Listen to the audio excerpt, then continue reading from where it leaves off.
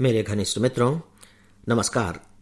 AFEIS के आज 14 अगस्त 2020 के डेली ऑडियो लेक्चर में मैं डॉक्टर विजय अग्रवाल आप सभी का हार्दिक रूप से स्वागत करता हूं और आप सबके साथ ही विशेष रूप से स्वागत करता हूं अपने उन दो नौजवान साथियों का जिन्होंने एकेडमी की 28 अक्टूबर से 11 नवंबर के बीच होने वाली क्लासेस के लिए अपने रजिस्ट्रेशन कराए हैं।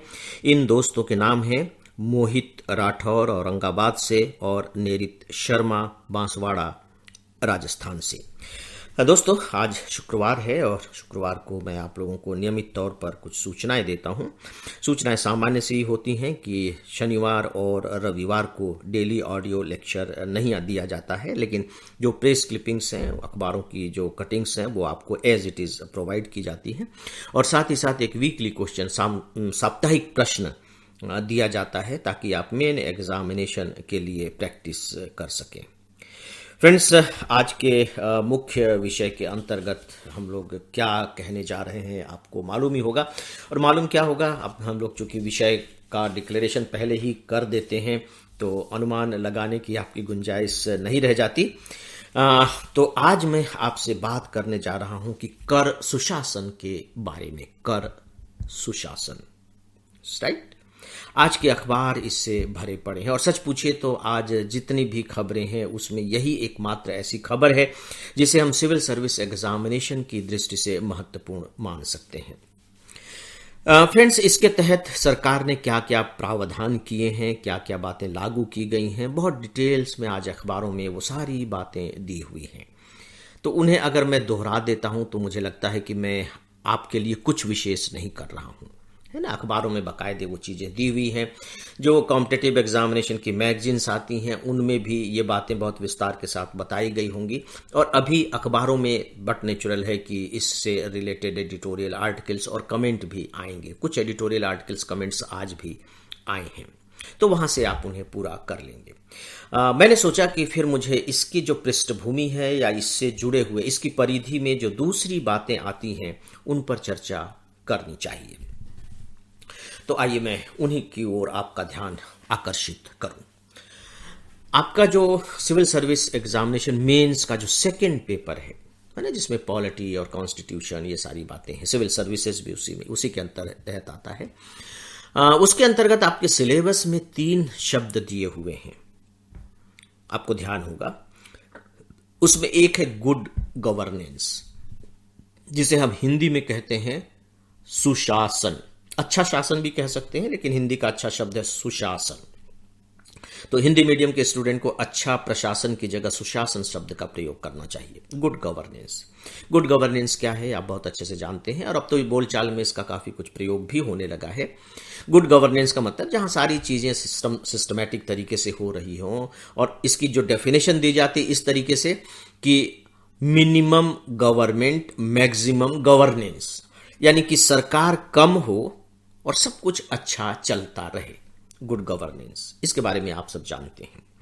इसके बाद फिर एक शब्द आपको मिलेगा e governance, electronic governance. E governance यानी कि अगर हमको प्रशासन करना है या यूं कह लीजिए कि गुड गवर्नेंस करना है तो उसमें इलेक्ट्रॉनिक की जो पद्धति हमारे पास आ गई है, जिसे बोलचाल की भाषा में आज आप इंटरनेट या कंप्यूटर कह सकते हैं, वो कितनी मददगार हो सकती है, उसे हम कहते हैं ई गवर्नेंस। यानी कि शासन को अच्छी तरीके से चलाकर सुशासन में परिवर्तित करने के लिए इलेक्ट्रॉनिक का आश्रय, सहारा। मैं आपको एक छोटे से उदाहरण के जरिए ये बात बताना चाहूंगा अपने अनुभव से। अब आप लोग तो शायद उस अनुभव से नहीं गुजरे होंगे। जैसे पहले जब हम रेलवे की रिजर्वेशन के लिए जाते थे तो हमें बाकायदे रेलवे स्टेशन पर ही जाना पड़ता था, विंडोज के सामने खड़े होते थे और फिर रिजर्वेशन की डिमांड करते थे। तो वो रजिस्टर खोल करके देखते थे और फिर बताते थे कि नहीं सीट है या नहीं है। अब आप देखिए कि अगर सीट मान लीजिए खाली भी है और वो आपसे कह दे कि नहीं है, तो आप कुछ नहीं कर सकते। फिर आप उनसे गिड़गिड़ाएंगे, कुछ करेंगे तो फिर वो आपके लिए व्यवस्था कर देगा और बदले में क्या ऐसे ही तो व्यवस्था करेगा नहीं। तो अब आप देखिए कि जो गवर्नेंस और गड़बड़ हो गया ना, यहां भ्रष्टाचार आ गया। लेकिन आज आप बकायदे ई टिकटिंग कर लेते हैं, मामला खत्म हो गया। यानी कि वो जो भ्रष्टाचार था वो ई गवर्नेंस की वजह से खत्म हो गया। ये मैं केवल एक छोटा सा उदाहरण दे रहा हूं। ये हुआ ई गवर्नेंस। और जो तीसरा है फ्रेंड्स वो है सिटीजन चार्टर। ये भी आपके सिलेबस में है और याद रखिए कि इन तीनों से क्वेश्चन पूछे जाते हैं, एक तो क्वेश्चन तो आ ही जाते हैं। अगर क्वेश्चन न भी आए तो आप प्रशासन में जा रहे हैं, ये तीनों प्रशासन से सीधे जुड़े हुए शब्द हैं, आपको इनके बारे में अच्छे से जानना चाहिए। सिटीजन चार्टर क्या है? नागरिक घोषणा पत्र, यानी कि हम सब सिटीजन हैं, एक डेमोक्रेटिक सेटअप में रह रहे हैं, ठीक है। प्रशासन करने वाले प्रशासन है जो हमें सुविधाएं उपलब्ध करा रहे हैं, है ना। प्रशासन जो भी हमारे लिए कानून बनाता है, जो भी नीति निर्धारण करता है, वो हम तक उपलब्ध कराने की जिम्मेदारी प्रशासन की है। हम नागरिक हैं, तो क्या जो भी अधिकार हैं वो केवल प्रशासकों के पास हो? क्या नागरिकों के कोई अधिकार नहीं होंगे? और खासकर अगर हम एक डेमोक्रेटिक सेटअप में रह रहे हैं तो ये जो नागरिक चार्टर का जो कॉन्सेप्ट था दोस्तों, ये वेस्ट का कॉन्सेप्ट है। भारत में भी अब धीरे धीरे इसने बहुत ज्यादा जड़ जमा ली है और एक बहुत अच्छी बात है। तो जब हम नागरिक अधिकारों की घोषणा कहते हैं तो उसका सिंपल सा मतलब क्या है? मैं आपको इन टॉपिक्स के बारे में नहीं बता रहा हूं, हम जो कर सुशासन की बात कर रहे हैं मैं केवल उसकी पृष्ठभूमि बता रहा हूं।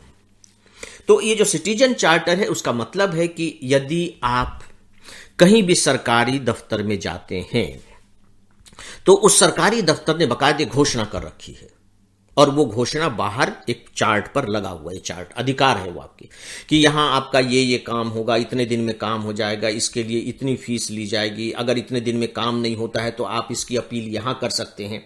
यानी कि आपको ऐसे अधिकार दिए गए हैं जिनकी डिमांड आप वहां कर सकते हैं, प्रशासन के उस विभाग से कर सकते हैं, और अगर नहीं होता है तो उसके लिए भी व्यवस्थाएं की गई है।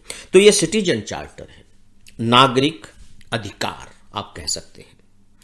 अब ये जो हमारा कराधान कर सुशासन आया है, ये कर सुशासन पूरी तरह से इन तीनों बातों का मुझे एक अच्छा सामंजस्य मालूम पड़ता है, अच्छा सामंजस्य, ठीक है। अब मैं टैक्स के ऊपर आता हूं, बाकी आप सब पढ़ेंगे, उसकी डिटेल में मैं जानबूझकर नहीं जा रहा हूं फ्रेंड्स, अदरवाइज उसे पढ़ पाना तो बहुत आसान है। मैं भी आपको गिना सकता हूं कि चार्टर में नागरिकों के जो करदाता हैं उनके चार्टर में क्या कहा गया है और उनके कर्तव्य क्या बताए गए हैं और क्या सुधार किए गए हैं, है ना। वो तो बहुत ही आसान से अखबारों में आज आए हुए हैं। भारत के साथ दिक्कत क्या हुई है? भारत के साथ दिक्कत यह हुई है कि आजादी के बाद हमने समाजवादी व्यवस्था को अपनाया और वो अपने आप में गलत नहीं था, अपने आप में ठीक था। जो समाजवादी व्यवस्था थी वो जो उसकी जो फिलॉसफी आप जानते हैं कि कहीं ना कहीं मार्क्सिस्ट फिलॉसफी से भी जुड़ी हुई है, और मार्क्सिस्ट फिलॉसफी बेसिकली जो उद्योगपति हैं उनको शोषक के रूप में देखता है कि ये शोषण करते हैं, श्रमिकों का शोषण करते हैं। तो भारत में कुछ ऐसी एक विचित्र सी स्थिति हुई समाजवादी व्यवस्था के कारण कि जो आम लोग हैं वो उद्योगपतियों को, या यूं कह लीजिए कि ऐसे लोगों को जो टैक्स दे रहे हैं, अब टैक्स कौन देगा? उद्योगपति देंगे, जो बड़े बड़े बिजनेसमैन हैं वो देंगे, या जो बड़े बड़े अफसर हैं वो देंगे। तो उन लोगों को जो टैक्स पेयर थे, जो करदाता थे, करदाता न भी कहे तो सीधे सीधे उद्योगपति कह लीजिए, उनको एक प्रकार से शोषक मानने लगे कि नहीं ये समाज का शोषण करते हैं, ये लोग अच्छे नहीं हैं। इसके कारण समाज से उन्हें वो सम्मान नहीं मिल पाया जो वास्तव में मिलना चाहिए था। तो जनता के मन में ये भावना आ गई। अब आप देखिए कि अगर आप थोड़ा सा भी इत्मीनान के साथ बैठकर सोचें और अगर आपको इकोनॉमिक्स की थोड़ी सी भी समझ है तो आप पाएंगे कि हमारे देश की जितनी भी व्यवस्थाएं हो रही है, सरकार जो कुछ भी कर पा रही है, चाहे वो आज मिड डे मील दे रही हो, चाहे स्कॉलरशिप दे रही हो, चाहे सड़कें बनवा रही हो, स्कूल अस्पताल बनवा रही हो, अभी आप देख रहे हैं कि सरकार कितना खर्च कर रही है, वो सब पैसा कहां से आ रहा है? वो पैसा सब टैक्स पेयर से आ रहा है। करदाता, जो कर देने वाले लोग हैं, वो पैसा दे रहे हैं। ये पैसा दे रहे हैं, इससे सरकार का पूरा तंत्र चल रहा है, लेकिन इसके बदले में सुविधाएं तो छोड़िए, उन्हें समाज में वो स्थान ही नहीं मिल पा रहा है, सम्मानजनक स्थान नहीं मिल पा रहा है जिसके वो हकदार थे। और इसके पीछे कौन सी फिलॉसफी काम कर रही थी? इसके पीछे फिलॉसफी काम कर रही थी समाजवाद की फिलॉसफी। क्यों? क्योंकि आप पहले से ही उन्हें शोषक मान करके चल रहे हैं, उन्हें आप बेईमान मान करके चल रहे हैं। तो समाज में यही भावना प्रचलित रही, और साथ ही साथ जो कर से जुड़े अधिकारी थे उनमें भी यही भावना प्रचलित हो गई कि कोई भी टैक्स पेयर जब अपने टैक्स अदा करता है, अपने फॉर्म वगैरह भर करके जमा कर देता है, तो जो अधिकारी हैं वो उसे इस रूप में नहीं देखते कि भैया इसने ठीक ठाक भरा होगा, ये एक ईमानदार करदाता है। नहीं, वो मान करके चलते हैं कि नहीं, इसने बेईमानी जरूर की होगी, इसने टैक्स की चोरी की ही होगी। यानी कि आप पहले से ही उसे अभियुक्त मान लेते हैं कि इसने कोई ना कोई गलती की होगी। तो अब आप देखिए कि जब आप सामने वाले के प्रति अपनी धारणा को ही बदल देते हैं तो अब आप जो कुछ भी उसने दिया है उसमें आप खामियां ढूंढेंगे, पहली बात। दूसरी बात यह है कि चूंकि दोनों के बीच में, यानी कि जो टैक्स लेने वाला जो अब विभाग है और जो टैक्स देने वाला व्यक्ति है या कंपनी है, उन दोनों के बीच में एक तरह के अविश्वास का वातावरण बन गया है। तो ऐसी स्थिति में क्या होगा? तो सीधी सी बात है, इसका दो प्रभाव हुए। पहला तो यह है कि इन दोनों के बीच में तनाव बढ़ा और तनाव को फिर पैसा ले दे करके अपना सुलझाया गया, यानी कि भ्रष्टाचार की स्थिति आई। दूसरी वो है कि वे लोग जो परिधि में हैं वो टैक्स देने से डरने लगे, क्योंकि अक्सर आपको ये सब चीजें पढ़ने को मिलती होंगी अखबार में कि वो उनको हैरस किया जाएगा। जैसे आप गवाही, अगर आपके सामने किसी ने कोई अपराध किया हो तो आप गवाही देना जाना पसंद नहीं करते, हिम्मत जुटाते हैं लेकिन नहीं जाना, क्योंकि आपको लगता है कि आप हैरस किया जाएगा, आप कोर्ट में हैरस किया जाएगा, पुलिस हैरस करेगी। तो उसी तरह का हैरसमेंट कर विभाग में भी होता है। तो जो करदाता थोड़ा बहुत जो कर देना भी चाहते हैं कि भैया ठीक है दे दो, इस हैरसमेंट की वजह से वो कर देने से बचते हैं। इसीलिए देखिए प्रधानमंत्री जी ने सीधे सीधे कहा कि 135 करोड़ का देश है ये, 130 करोड़ उन्होंने कहा, चलिए अब तो उस समय की आबादी की जनगणना है, उसमें केवल 1.5 करोड़ लोग टैक्स दे रहे हैं। सोच के देखिए, आप अपने शहर पर नजर डालिए कि यहाँ कितने पैसे वाले लोग हैं, किस तरह का जीवन यापन कर रहे हैं। क्या उनकी महीने साल भर की कमाई 5 लाख रुपए नहीं होगी? लेकिन वो टैक्स नहीं दे रहे हैं। फार्म भरने वालों की संख्या जरूर 5 लाख के करीब है, तो लेकिन ये वो लोग हैं जो फार्म तो भर देते हैं लेकिन टैक्स नहीं देते। जैसे गवर्नमेंट सर्वेंट, तो गवर्नमेंट सर्वेंट फार्म भरेगा ही भरेगा, लेकिन वो टैक्स नहीं दे रहा है।